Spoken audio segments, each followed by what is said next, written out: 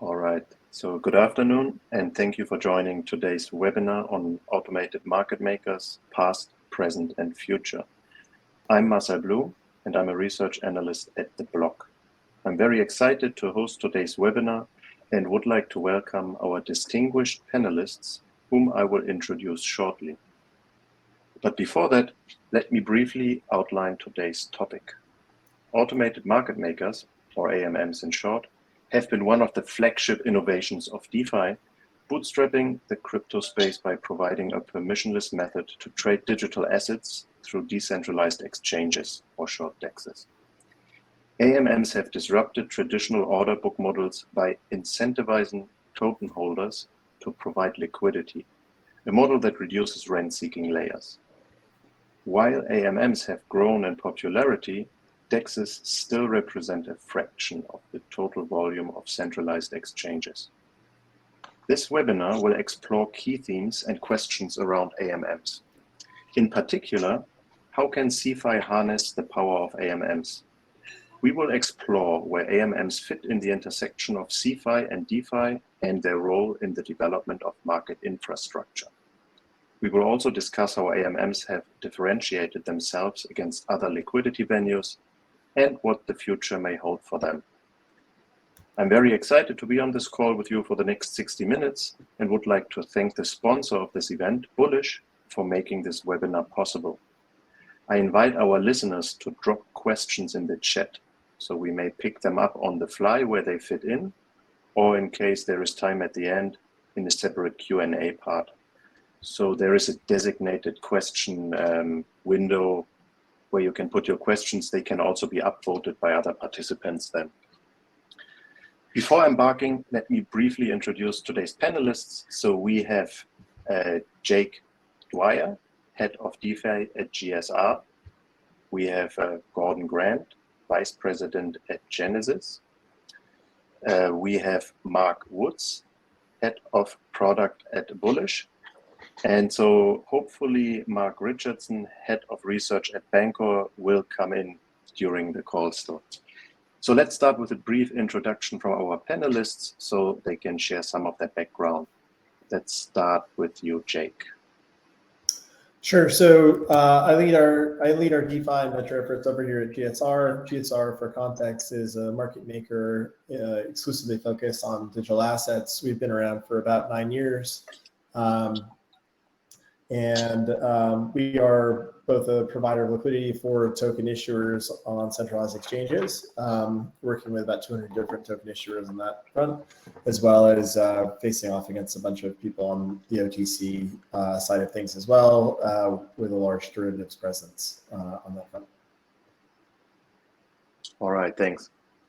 Gordon, over to you. Sure, I'm Gordon Grant. Work at Genesis Trading, supporting the derivatives function along with quantitative research and analytics for derivatives, working under Josh Lim, our global head.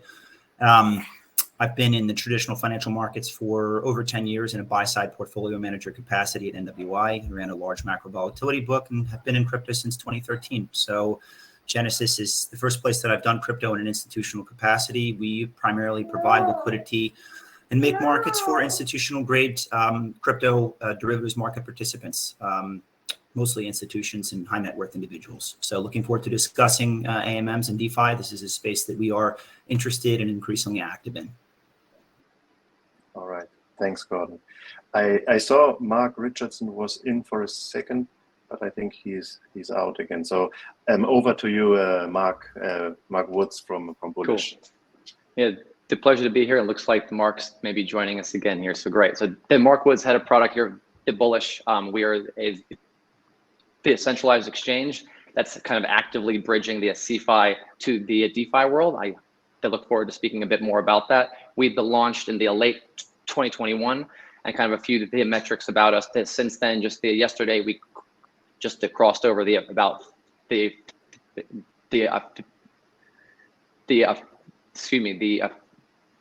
$50 billion in trade volume, and currently we're the deepest BTC USD market, plus or minus the 2% in the world. So back to you, Marcel. All right, thanks, Mark. And good to have you on the call, Mark Richardson from Bancor. Please provide a quick background on you. Yes, of course. Yeah, so my name is Mark Richardson. I'm the product architect and the head of research at Bancor. Bancor was the project that invented the concept of the automatic market maker, liquidity pools, bonding curves, and sort of decentralized liquidity provision on Ethereum. So we've just recently released our version 3, which is aiming to be the simplest and safest way to generate sort of passive income on Ethereum through through empowering this idea of decentralized exchange liquidity. I think I'll leave it there. I know we've got a lot to talk about, and so I think I'll keep the introduction part short. All right, thanks, Mark. So let's dive in then. I would like to first set the stage and ask our panelists to provide some general background on AMMs. So what is an AMM? How is it different from a traditional central limit order book? What are its advantages and disadvantages? And why was it developed for use on chain? So let's start with Mark Woods from Bullish. Yeah, so I'll go really quick. I do like to break this down in terms of let's start what the kind of traditional aspect, and then let's weave in the automation piece. So in traditional markets, the centralized exchanges have to source their liquidity from external parties. Traditionally, that's been very large, the singular or the multiple market makers. Usually in those kind of relationships, there are the incentives provided to those bid market makers, and they come in and they place both the bids and offers at a whole bunch of different the price points, kind of which will basically be a bootstrap a market. So again, there are high barriers of entry to be a traditional market maker in terms of the kind of overall the complexity of building those systems. I'm sure some parties here can attest to that here very quickly.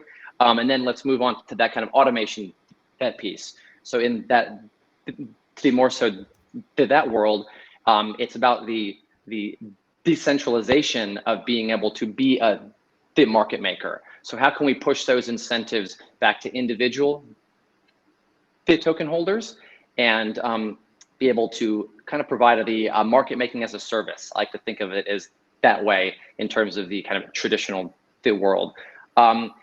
I mean, the big benefit, I think, in terms of the AMMs are in traditional data market making, you do see parties providing that data service across more than one venue.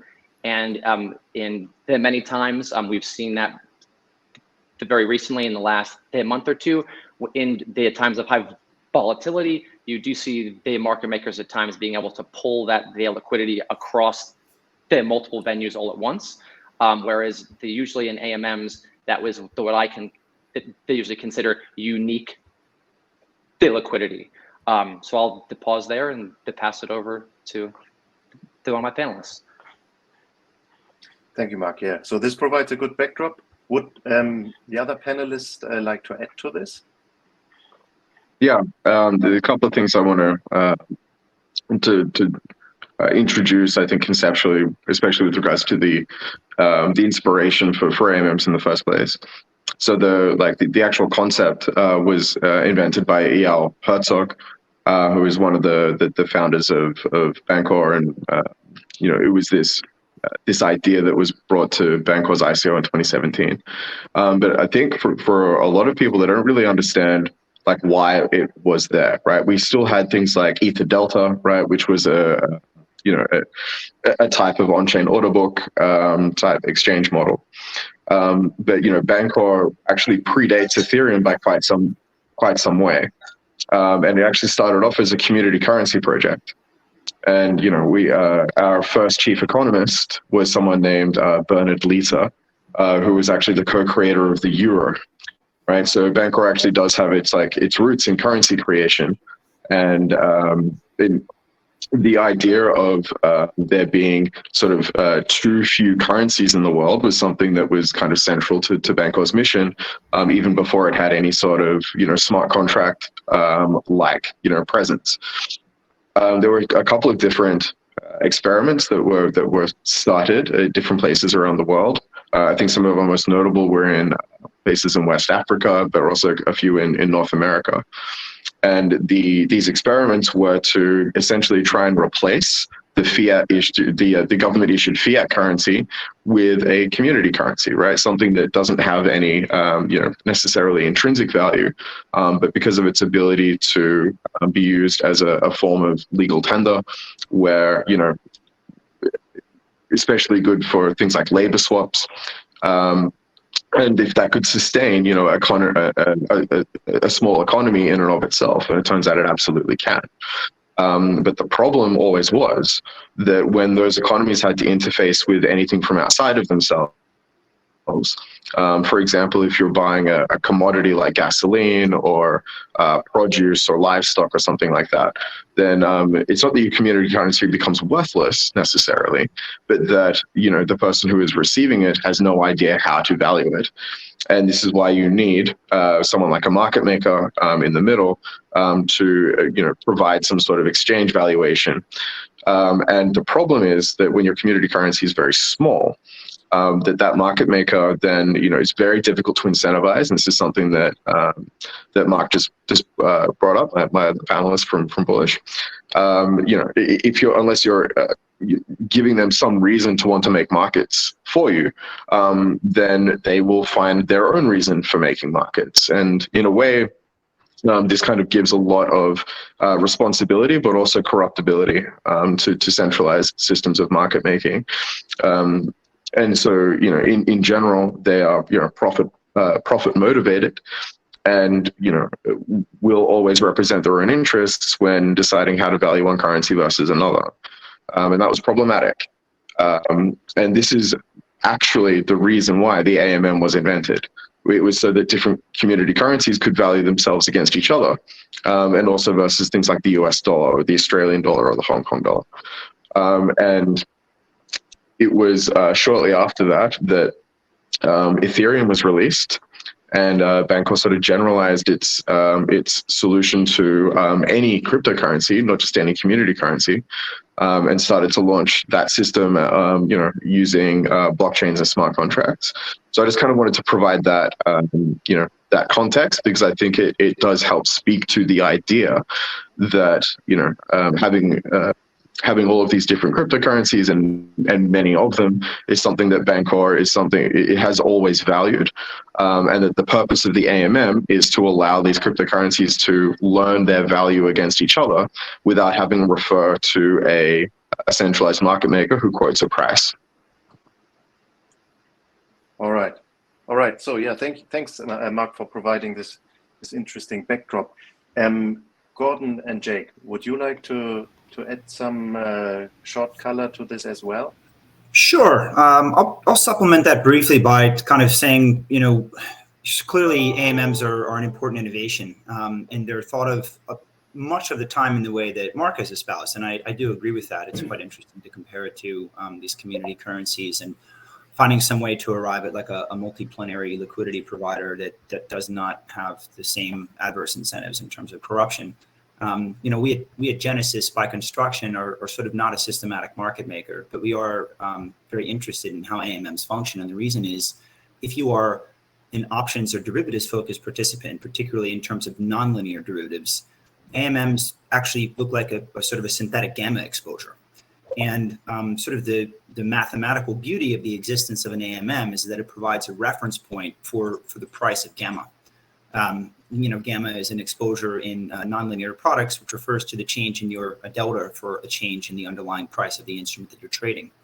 And it's caused a whole new sort of calculus to enter into financial markets, particularly cryptocurrency financial markets, where we have such a wide variety of instruments and therefore, a huge covariance matrix and huge sets of volatility schematics that really outside things like a European Union, style situation where you're bringing in all kinds of local units. or something like Africa doesn't really exist. And so the way in which AMM participants, liquidity providers, AMM LPs, as we say, are incentivized to get involved here, and the way in which they calibrate their own risk has a bearing on the price of optionality in other exchanges, right? And in OTC venues as well. And increasingly, these two are not divorced from each other. And so we can talk about that later in the presentation. But I think from our perspective as a very large exchange block traded and OTC derivatives market maker, we tend to look at AMM through a number of lenses, but this one being among the most important. All right, thanks, Gordon. Jake, would you want to add to that? Yeah, I mean, a lot of great stuff has just been said. So I think the main thing that we would say is that in the current market, we see this as being one where it's sort of complementary to centralized exchange liquidity in some instances, but it also for a lot of projects becomes a primary source of liquidity where they're not seeking sort of a centralized exchange backing or listing or anything like that. They just want to make sure that they've got the ability for their community and like the broader market at large to have access to their token, and the AMMs provide them that opportunity. The other thing that I would say is we've been particularly interested in, as a concept at large, the sort of idea of composability across crypto. And I think that this is one of the things that we see across AMMs as well, is this opportunity for you to embed the opportunity for exchange of assets and exchange of value into applications outside of the exchange. In a permissionless way, which I think is a really important piece of this as well. So that whether it's the ability to swap tokens within your MetaMask wallet or other wallets, or the ability for you to embed financial elements into games or other sort of Web3 experiences.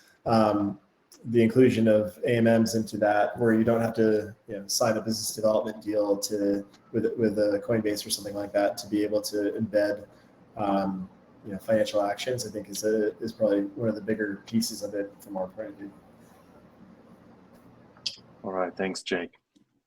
So next, I would like to drill down a bit on DeFi and AMM technology and its promise of disintermediation and self-custody. So first, how are crypto liquidity venues reducing rent-seeking layers? Mark Richardson, he was already alluding a little bit to it, mentioning for-profit motives, and that came already a little bit into the discussion. And second, more generally, how is DeFi reshaping the mechanics of market infrastructure? So Gordon, let's start with you. I'm muting myself here. There we go. So look, talking about the reduction in rent seeking, I think we can pick up from my last comment here, which is to say, if you look at a CLOB model, right, there's no obvious reason why the way in which you make markets is in some way sort of arithmetically tied to the performance of the underlying asset, other than you take spreads as wide as you can get away with, obviously, right? And to Mark's point, if markets are thinly traded or otherwise, somewhat disparate, well, then you're going to make wide prices, even if it's a fixed rate asset, right? Think about something like the GCC currencies. If you go to any foreign exchange dealer in the UAE or Bahrain or Oman, for currencies that are completely fixed, you're still paying a 1% bid offer, right? This is amazing. But of course, that's because it's this is a centralized exchange model, which doesn't have any tie between the volatility of the underlying asset on which markets are being made. This is the ultimate example of a rent seeking, or to Mark's point, maybe something like the CFA franc, right, which is supposed to be, sort of stabilized, but in fact is extremely illiquid to make markets in it and get back to euros for any number of reasons. So I think if that's kind of the extreme context, and this is not to disparage CLOB models or SEXs, a priori, but simply to say what are their shortfalls, what are the drivers of reduction of rent-seeking behaviors on AMMs in a DEX construct? And I think, again, from our perspective, it derives from the fact that there is an inherent equilibration between the vol of the underlying asset and essentially what kind of fees you need to get. So in a low vol environment, where there is ample liquidity provision, spreads are likely to be tighter. The asset pairs on which you are transacting are likely to be more stable, and therefore you're not likely to be able to get away with sort of monopolistic types of edge in providing liquidity to market making participants. For the simple reason, in sort of a zero arbitrage principle, if you provide liquidity into the AMM, you know that you can hedge yourself with a strip of underlying vanilla options, or a variance swap if someone would give you one of those, although in crypto that's somewhat bespoke. But if variance is cheap, right, then fees to transact are going to be low, right? So you're not likely to find a situation where the asset itself is low variance, but fees are high. And that, I think, is one of the ways in which sort of rent seeking is naturally reduced. If we think back to markets like the NYSE, right, and sort of the rings that they have, or the LME, right, although LME is obviously a more illiquid, higher volatility asset, but right, the market making specialists on the New York Stock Exchange trading blue chip assets standing in the ring, they are the rent collectors, right? They don't seek the rent. They're the ones sitting there earning it simply because they hold the specialist position. You have to come to them, right, in order to get liquidity, right? And it's only a question of how many levels removed are you from them, even if these are blue chip assets that have, 12 to 15% annualized volatility. In an AMM world, that is unlikely to happen for the reason that I mentioned, which would be, in an AMM world, these things are going to be traded in a fashion that allows you to say, okay, right, how cheaply can I buy a strip of options on this thing that protects me against the liquidity that I'm providing into the AMM pool? And if so, right, I'm going to do it at a cost that provides me with, sort of an incremental rate of return.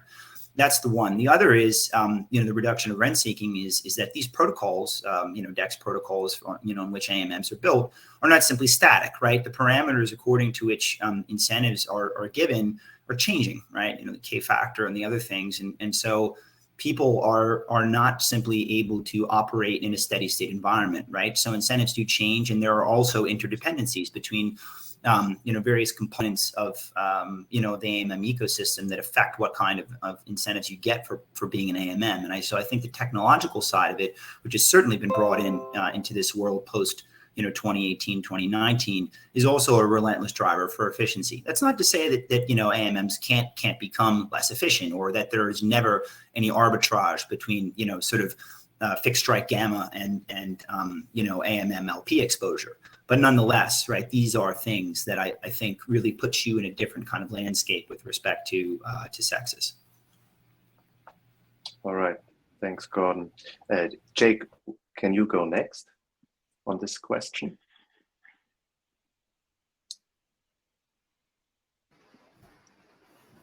Yeah, I mean, I would say that the piece I would circle back on here is the one I was just sort of mentioning earlier, and to give a more concrete example, as sort of like the intermediary or gatekeepers, is this idea of, if you're working with in a financial services or fintech company in sort of a Web 2 world, and you need to build in pricing feeds for assets that you're tracking for analysis or things like that. It requires you to go to, you would think that, like, okay, there's New York Stock Exchange and all of the prices are there and everyone can see them on Yahoo Finance or whatever, and that's easy. But if you wanted to actually build a fintech app, for example, which provides any sort of analysis or charting or what have you, you have to go and build these business development deals and pay expensive costs to all these exchanges who effectively have ownership of all the data of just what the price is of any asset historically, long term. If you're using things like an AMM, for example, as a price oracle, you could go to look at the AMM price feed for a bunch of different assets and have effectively a permissionless way of seeing pricing of assets historically over time without going into essentially a gatekeeper that tells you what these assets were priced at historically, over the history of the asset. And that's just sort of a tangible example of something where you can sort of spur a lot of innovation in a space when you have these types of building blocks that provide you price transparency into assets without anybody specifically controlling the access to that data in the way that you have in centralized markets. So from a disintermediation standpoint, that's, I think, important. I think the other piece here is sort of the ability for self-custody across AMMs versus centralized exchanges, where when you have these intermediaries of an exchange, it's unlike in traditional finance where you are not, like New York Stock Exchange or NASDAQ or what have you, are not the custodians of your assets. You're transacting with them as an exchange, but you're not depositing onto those exchanges the way you do in crypto, CeFi, to Coinbase or Binance or FTX or wherever. With AMM, you don't have to deposit those assets anywhere, and you don't have to rely on a broker or third party to custody assets. You can just sort of have self custody, have price discovery, and transact on chain without having to deal with intermediaries or having to trust anybody for the actual ownership of your assets, which I think is an actual critical component of this space as well. Thank you.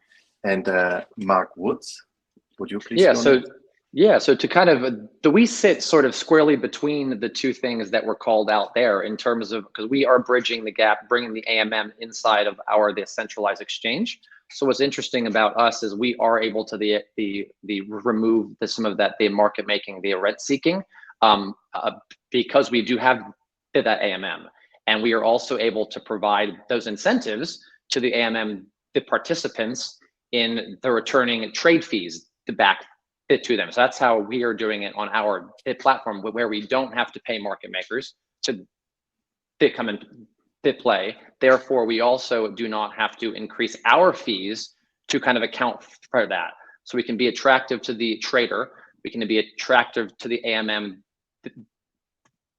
the participant, and that's how we're going about doing that. And in terms of the reshaping kind of the overall mechanics, so what's interesting is the way that we are operating without any price feed oracles. So again, the price on our exchange is purely driven based on people trading against our order book, which is predominantly the kind of underpinned by the AMM technology. So that's where we sit kind of in between the two worlds, and why we think that that we're doing something very correct here. Obviously, we can't offer everything that the DeFi does, but we're trying to fit in the middle of that kind of clearly the regulated space as it is right now. And we will continue to innovate on the top of that, because there are a whole bunch of the benefits that we see in both worlds that we're trying to pull into our product. All right, yeah, so thanks a lot for providing those answers. So what I hear from you is that there is some kind of convergence between TradFi, CeFi, and DeFi. So in a way, I'm seeing in CeFi technology use that has been developed for on-chain, but like you are integrating this now and using this technology, or trying to reap the benefits of get the advantages of that technology.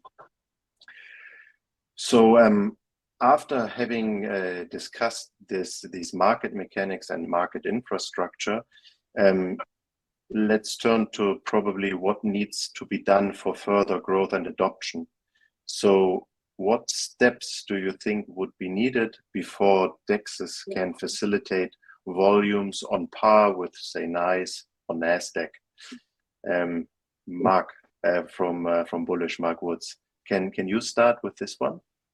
Yeah, so I'll start and kind of give our experience. So at the Bullish early on, about 2 years ago now, we were actually initially building our platform completely on chain.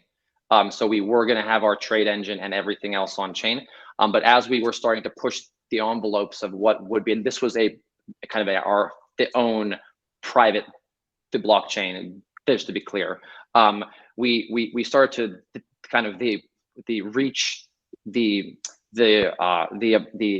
max potential of what the trade engine piece of that, what we could provide. So we quickly, just in that piece, did have to pivot away to kind of well-established trade engine, the order matching, the technology. We still did retain our kind of private blockchain for a lot of the internal actions and kind of the things that we felt that the blockchain at this point could really help us with and that make us from different. But in terms of just that pure transaction speed, being able to keep up with what the high frequency traders, arbitrageurs, etc. of the world that are coming to play on our platform, we were not going to be able to meet the needs. So I would say at a high level, the protocols out there that do want to facilitate that type of transaction speed from volume, it's more at the protocol level at this point. And when they can continue to catch up, there's a whole bunch of innovation happening. I think it will probably happen in the future, but I think that's probably the biggest thing. The underlying pieces of the self-custody is already there. I think it's a really interesting aspect of it, but I would say that would be my 2 cents on that front. All right, thanks. Mark from Mark Richardson, could you pick up on that? Yeah, so I think that as so the Bullish's private blockchain is a really interesting example, because if you do have your if you are control of your own blockchain, then certainly things like scalability become much less of an issue. And I think that this is sort of one of the things that we see with public blockchains, that is going to be an increasing bottleneck to get into something the scale of the NASDAQ, for example. But it's not the only thing, right? So it's not necessarily the sense that the blockchain will become overly congested, but also the time resolution of the blockchain is also problematic. So something like Ethereum has about a 12 to 14 second block time. And this means that, for many sort of high frequency traders that are used to sort of microsecond resolution on their trades, this kind of thing becomes, essentially impossible. And more than that, once you get inside the block, it's really up to the miner to determine the order of the transactions. And this has led to different types of, not rent extraction, but I would just say theft, actually, from things like sandwich attacks and front running and other things, which, it still exists in traditional finance as well. And, all of these high frequency traders are trying to do exactly that to each other. But on Ethereum, the nature of it is much more, it's much more precise and sort of in the hands of this unknown entity. Now, there are still ways around that. So MEV protection tactics, things like private mempools, such as what is offered by Flashbots and things, I think are offering a fairly robust infrastructure that is making these things like a lot more attractive. And I also want to point out that it's not even necessarily true that high frequency trading is important or even beneficial for the health of markets.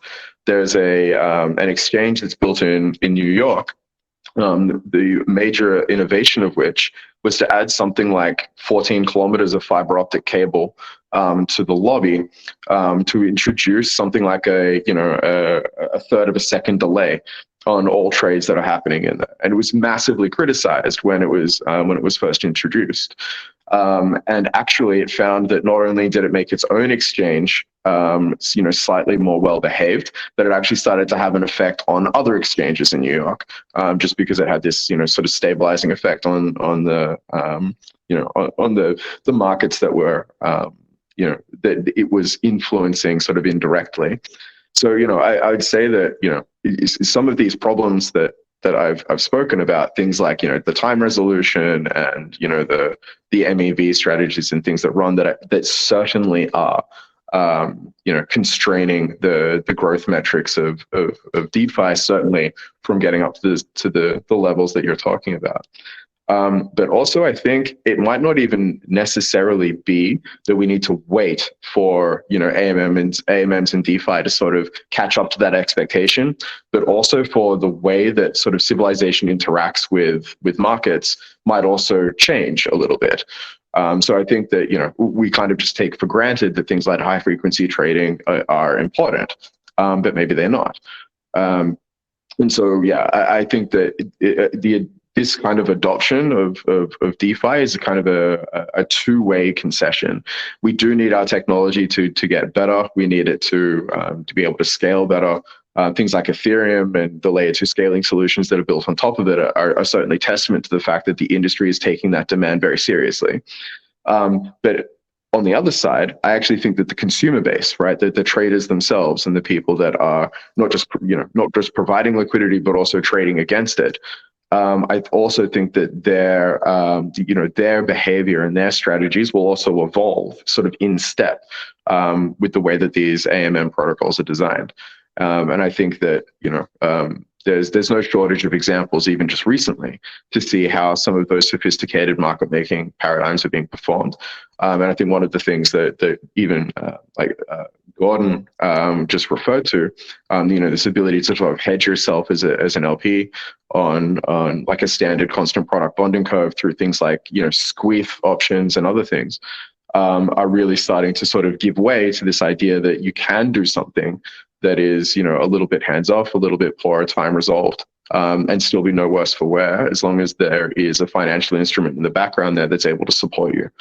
So yeah, I think that it's not just forcing everything that exists in traditional finance onto a blockchain and trying to make it fit, but it will be that DeFi itself will give rise to new financial instruments that kind of support, the way that these things are working, and give that same sort of agency to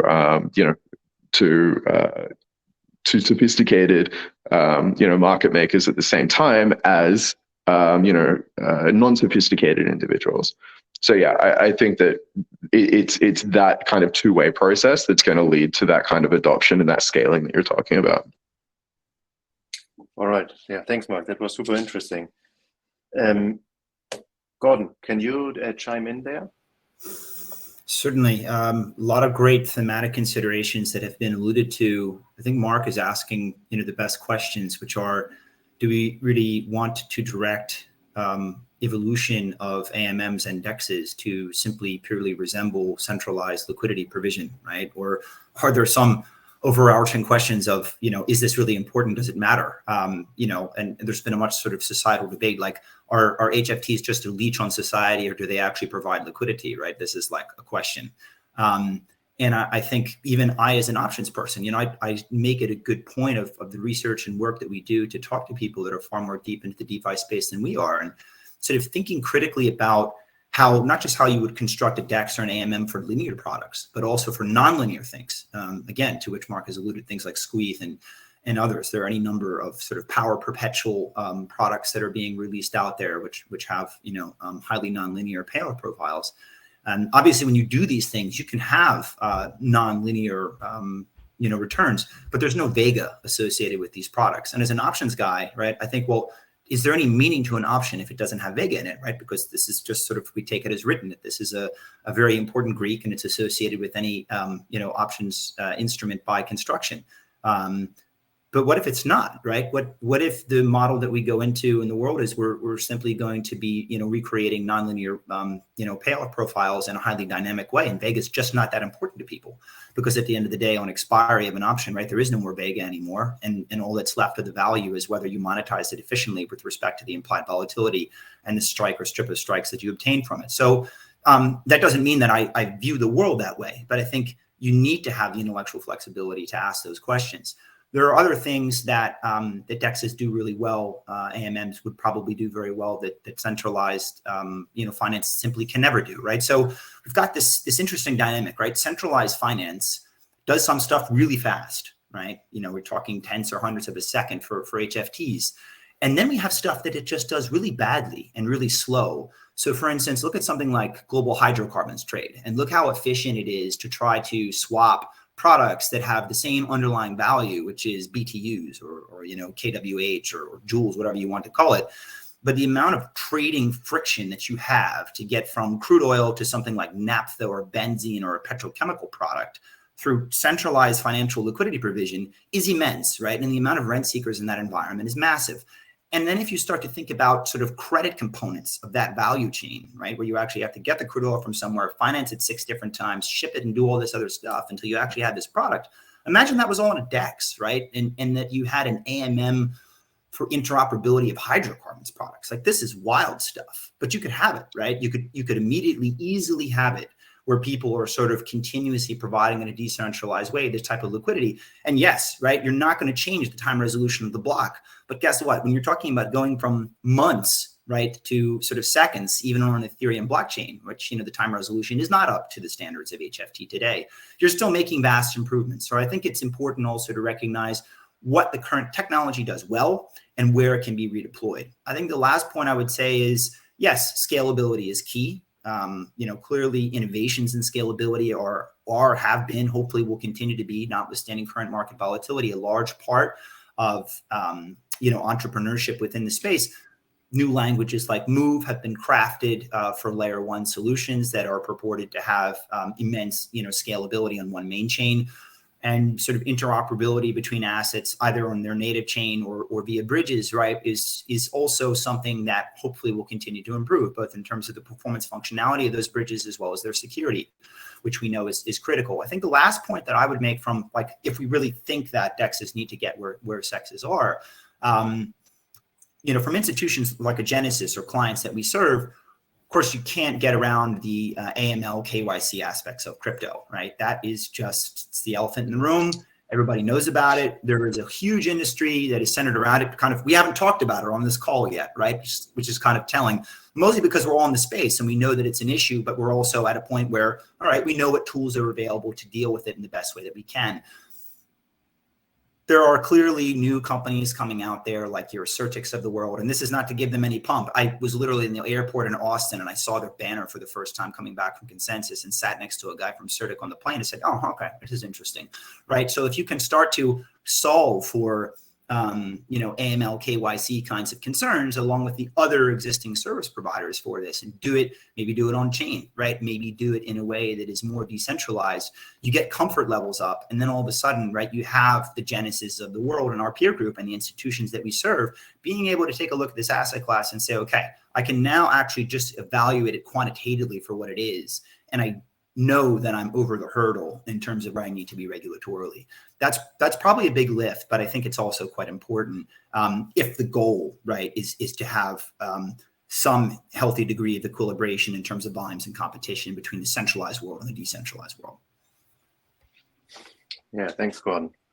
You brought in already the regulation, so that was for the next set of questions. So it's a good segue. But before going there, Jake, could you provide your view on that as well? Hard to add a lot to what everybody has said on this category. So yeah, I mean, I think that I'm probably like Gordon pushing towards the segue here, which is, I think that regulation is another big piece of what is going to drive the next set of activities in this market. There are plenty of people who are looking for clarity before jumping in. And I think that is holding back both the mass volume institutional participation as well as some of the innovation that could occur across the space because people are not certain what they can do in certain jurisdictions or how they can allow certain people to participate. But I think that's a big piece of what we're waiting on right now is how people think about regulation across the space. Yeah. All right. To Marcel, the one thing I will add that we haven't kind of specifically called out is in lieu of what's happened over the last few months, one of the things I think people are seeing more clearly now is how the DeFi does allow that on-chain analytics of what is happening across the entire ecosystem. I think it was very obvious. There was a small group of the people that they understood that pretty clearly, but I think now that's starting to bubble up more. And I think that is one of the big benefits from DeFi as well. So I just wanted to call that out. Yeah. Thanks for that point. I completely agree with that. So actually for regulators and supervisors, if they harness this everything that can be seen on chain, it puts them probably in a much better spot than with the technology they currently have available. So the right set of regulation just needs to be developed. So we touched a bit on these regulatory points now, and so usually my understanding is that DeFi is a bit more reserved towards regulation, and if regulation come in, it's probably seen as somewhat as a threat. However, if one takes like more the institutional view, the CeFi view, I think it's more seen as some kind of advantage, or at least if there would be clarity, this could pull in more institutional growth and bring in like real big money. So this then leads to the next question on regulation, which is, so how do you see the role of regulation in your company, and how does it influence your business model and growth? Let's start first with Mark. So that would be interesting to hear from you. Your camera went off. I hope you are still there. Yes, I'm still here. I'm just trying to rescue my phone battery. Just need 2 seconds. But yeah, so I think for growth, certainly, like Bancor is not afraid of regulation or KYC AML stuff. I think it's also worth pointing out that Bancor began its presence on Ethereum as a fully KYC AML compliant DEX, and we are regulated by FINMA in the Swiss government, and we have a very good relationship with MME in Switzerland. And when the idea of a decentralized exchange was first proposed, to the regulator, it really just sounded like an exchange. There was no word for DeFi yet. And so if you wanted to create a liquidity pool on Bancor back at launch, you would have to email us and we would send you the forms, and that was literally the process. So it looked very, very different to today. We really kind of had to wait for precedent, which was eventually set by the Uniswap project, which was financed by the Ethereum Foundation, that not only had like permissionless interaction for liquidity providers and traders, but also had the spine to inform them that they could earn fees by providing liquidity, which is something that the Swiss regulator told us that we would go to jail if we ever did. So once that precedent was established, we were able to sort of start navigating that that market fit a little better. But the reason I'm bringing this case up, right, is because in a way it was challenging the regulators on, or at least the legal advice on some of their points, which kind of led to greater adoption. And I think that was necessary in sort of the beginning phases, the early phases of DeFi. And it has worked, right? It took DeFi from being sort of a technological curiosity to being, I think, a bona fide financial force in the world. But as it matures, I think, as all markets do, that's when the regulators do start to take interest. And I do think that these kinds of AML, KYC compliant practices are going to return. There are some really interesting products that I know several groups are developing, and I'm really interested to integrate with those. But I do see this as being something that is critical to bringing the entire DeFi space sort of on par with some of these other traditional markets. So because of our presence in Switzerland, and I've said this on other podcasts, so I'm not sort of revealing anything, secret here. But there are several private banks that actually carry BNT as one of the tokens that it allows its customers to transact with, and also participate in sort of DeFi activities such as staking. And for a lot of these private banks, a lot of their clientele are actually looking for greater and greater DeFi exposure. And there comes a point where, depending on the institution, they get to, let's say, a little bit nervous about the AML aspects of liquidity provision, right? Because if, the example I usually go with is that, if you're providing liquidity alongside like a Jordanian terrorist, then, it's very difficult for you to, if you're taking your money back as an institution, to sort of square that away with the regulator and know that money is perfectly clean. And so I have firsthand experience with the sort of institutional demand to use DeFi products, and it's usually coming from the same customers or the same types of customers that we are serving in a sort of decentralized way on Ethereum already. but usually, some of the older miners or some, particularly high net worth individuals that are very uncomfortable with the idea of self-custody. For people that haven't sort of thought this through, remember that self-custody is only as secure as you are, right? If someone kidnaps you or your family, for example, it can be very easy to wrestle your private key out of you. Whereas if it's in a custodial solution, your kidnapper will have to wait on hold with everyone else. But yeah, there is huge demand for it, no doubt. There's huge demand for it. And with that demand means that there's going to be much greater legal compliance practices. And certainly Bancor isn't afraid of it. We've done it before and we'll very happily do it again. And I think that in the long run, even though the cryptocurrency community is going to sort of, thrash and kick and complain about it, I think in the long run, the fact that we're no longer sort of inundated with all of these, criminal syndicates setting up scam pools on certain protocols or introducing, tokens that are designed to trick users into spending money on something that is just going to rug them. That the quality of the experience on DeFi after regulation is likely to be so much better that I don't think that, I don't expect that any of the users today will look back on the experience that we had, right, over 2019, 2020, and think, oh, those were the good old days, right? I really think that these are the bad days, and everyone is looking forward to putting them behind us. All right, thanks, Mark. Gordon, let's pick your view on this.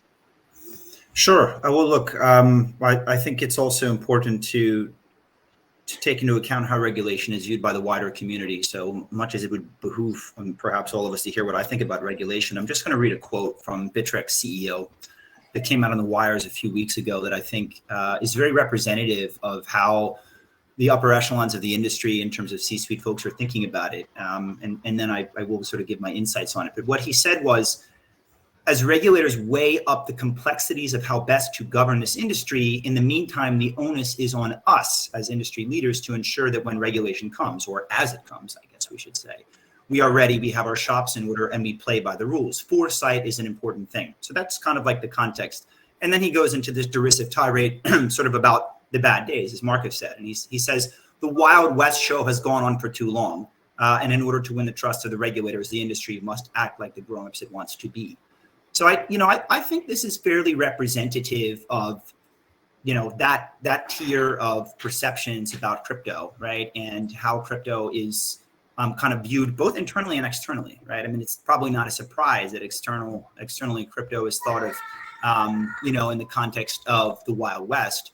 Internally, probably some folks are also getting tired of sort of facing these continued calls for crackdown and the like. In terms of what needs to be done regulatorily to get it where it needs to be. We at Genesis, of course, right? We operate under a number of jurisdictions. We are fully regulated in all of those jurisdictions. We have teams of people who are top tier individuals from former compliance and legal context to keep us up to speed. And even then, that is a very challenging game, right? Because it continues to evolve. I think probably the wish, right, that's coming out of this quote that I cited from Bittrex and others is we would like to get to a place where we think the regulatory rat race is not so rapid fire, right? And that we know where we are, where we stand, and that where we're going to be regulatorily in the not so distant future is not tremendously different from where we are today. And probably part of the unease of the asset class right now, particularly on the decentralized side, maybe on the centralized side, we all think we have some idea of what that looks like, is not knowing, right? And are we, as Donald Rumsfeld, I think it was seamlessly said, right? Are we dealing with unknown unknowns, right? Do we not know what we don't know? And particularly as price pressure continues to increase and market volatility remains elevated, having those sorts of unknown unknowns about something as anchoring as regulations may not be the best for the asset class, right? And so that's the lens through which I certainly view it. Clearly, there are forces at work that are powerful and that are vested within the crypto community that are advocates for what crypto represents as an asset class and what both centralized more so and decentralized less so entities are trying to do. Crypto-related lobbying has become a very important part of the ecosystem with respect to regulators, and the competency and skill set of even multilateral bodies like the IMF to have some view about what crypto regulations may mean and how crypto is integrated within the overall financial system for the things that they care about are, right? I think, we can sort of chuckle in the sense of a, Jordanian terrorist. It certainly didn't get any of the folks in Amman an honorable mention, but, these are things that keep regulators up at night, right? And for most of us sitting here making markets or, Bancor keeping the wheels running for their own protocol, or guys at Bullish, right, who are doing their own best take on what this should look like, or, Jake, yourself, the reality is we probably spend 1% of our time thinking about those kinds of, what we think are edge cases, and the regulators spend a lot of their time thinking about them. And it's that disparity that's probably going to drive where we're going regulatorily. So we have to be aware of that and be mindful of that, particularly as pressure comes onto the asset class. And again, maybe simply because it's a body in the room or a white elephant, we also have to say it's not just AML KYC, right, that is getting the regulators interested in this stuff or countering the financing of terrorism. It's also just the fact that a lot of depository type money, for better or worse, has gotten pulled into crypto in this tremendous bull run that we've had, and now a lot of it has been wiped. And when that happens, that means that we are going to become more subject to regulatory purview than were that not the case. Again, maybe that's part of the dark days of crypto, part of the Wild West, as the Bittrex CEO has said. But that simply, it cannot be ignored, right? That is part of the ongoing calculus. And as we think about, venues in which we want to provide liquidity, instruments in which we want to participate, be it in a centralized or decentralized way, we also have to think about who we are sponsoring, right? Effectively, to whom are we providing liquidity? Do we like those kinds of projects? Is the existence of a particular project, certainly those that are designed to be scams and take people's money, as Mark has wisely observed, are those things that we want to sort of allow to thrive kind of indifferently with an agnostic view to whatever comes, I'll make markets in it, or is it something that we all have an obligation to think more critically about and say, hey, you know what, we're going to take a regulatorily sensitive or sensible mindset as we are doing what we do, whether it's, make OTC or block traded markets and options from the Genesis side, whether it's what Bancor is doing bullish on the other guys. So that's kind of the last thought is, how, maybe as much as we should recalibrate how we think about the future of DeFi and how much it looks like CeFi, we probably also have to recalibrate our sensitivity to regulations on a broader scope. There's a couple of things I'd like to add here, if it's okay with you.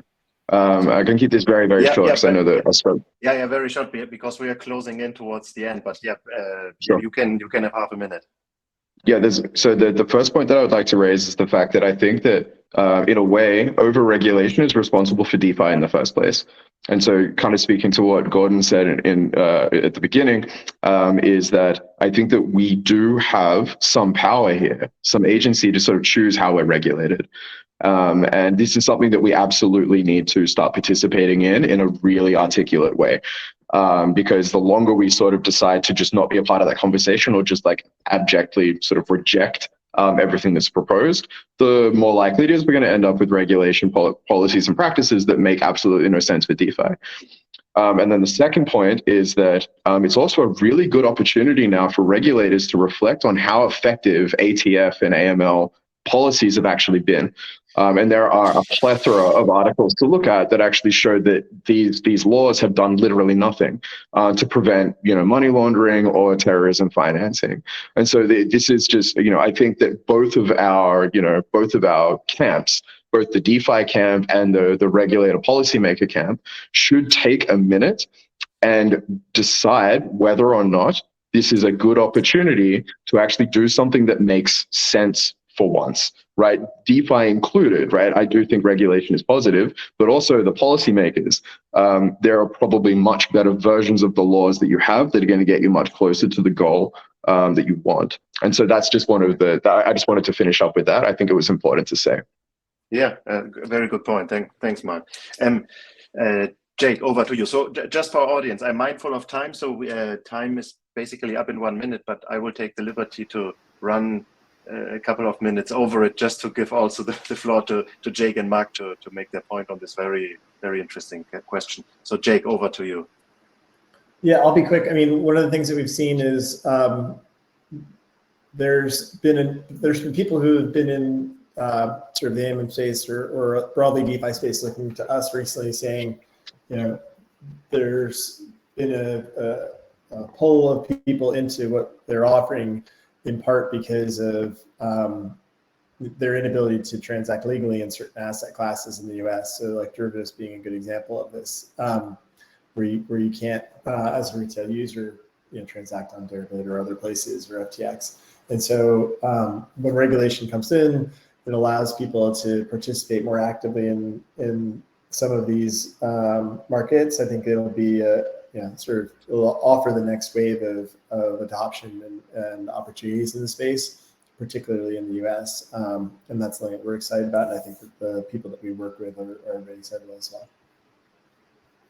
All right. And I'll just go the real quick thing, Marcel. I kind of agree with everything that's said. I would say they coming from this side of the camp who's been having to actively engage with the regulators. It's still all about education. I mean, what we're doing is sort of bridging that CeFi to the DeFi world. We're taking it on us to kind of to be that educator, and I think that's important. And it's quite interesting how we do have to continue to do that when we face off with the regulators around the world. The other thing I will add, and I think Gordon called this out, which I cannot agree with him more, it's on us. So things like, say, the travel rule, and you have groups around the industry coming together to form from coalitions to try to propose how these things they should be implemented. We should be taking it on ourselves to push, and that is kind of the parts of the education as well to help inform the regulators before it just comes the raining down on us. So I would say for any and all in the space, I mean, they take an active role. That's how we will all help each other to come out the other side. All right. Thanks, Mark.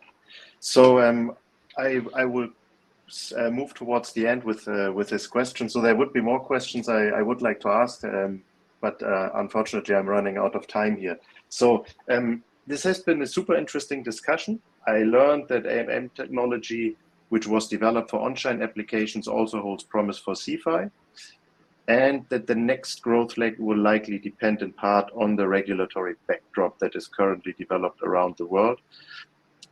However, it must be the right kind of regulation that comes in, like a type of regulation that does not stifle innovation, and also does not, let's say, exclude retail from, like it only allows for professional investors. So the right type of innovation or regulation still needs to be found. And that's what regulators are working on now. So before closing the panel, I would like to ask my panelists where our audience can connect with you. So for example, on Twitter or any other media. I saw there are some questions in the chat, and people were asking some direct questions. Unfortunately, we could not respond here, but they could probably reach out to you afterwards and find you. So Jake, could you give some point where one could reach out to you? Sure, I'm Jake_Dwyer on Twitter. All right, and Mark Woods. Yeah, so I'll drop it here in the chat, so you can find us on thebullish.com, and I'm the Marky Woods, the 12 on Twitter, the LinkedIn, the many other places. So to come find me all. All right, thanks. And Mark Richardson, where can our audience find you? Oh, I'm afraid he dropped off. Gordon, then let's move to you. Where could people find you? Sure, easiest way to do that is to get in touch with the Genesis sales representative. Best way to do that is over email, sales@genesistrading.com. Folks who are interested in having a dialogue with myself or other members of the derivatives team are encouraged to contact sales, and they'll be plugged in with myself or someone else if it's specifically me or things that were referenced on the call today. Yes, certainly do that, and that will get forwarded me to an expeditious way. All right. Thanks a lot. So Mark, I understand Mark Richardson, he's not on the call, so I cannot reach provide that. But yeah, so Mark, Jake, and Gordon, and the Mark who is not here anymore. Thank you so much for having joined this panel and having provided your insights into the past, present, and futures of AMMs. So it was a great discussion. Goodbye, everyone. Thanks, everyone. Great to be on with Thank you. you, everybody. All the best of luck.